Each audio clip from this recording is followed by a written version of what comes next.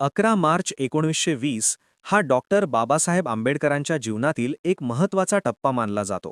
या दिवशी त्यांनी मुंबईतील सिडेनहॅम कॉलेजमधील प्राध्यापक पदाचा राजीनामा दिला.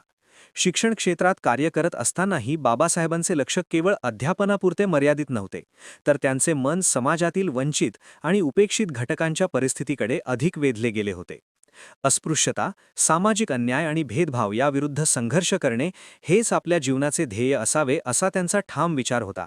त्यामुळे सुरक्षित आणि प्रतिष्ठित नोकरी सोडून त्यांनी सामाजिक चळवळीत सक्रिय सहभाग घेण्याचा निर्णय घेतला.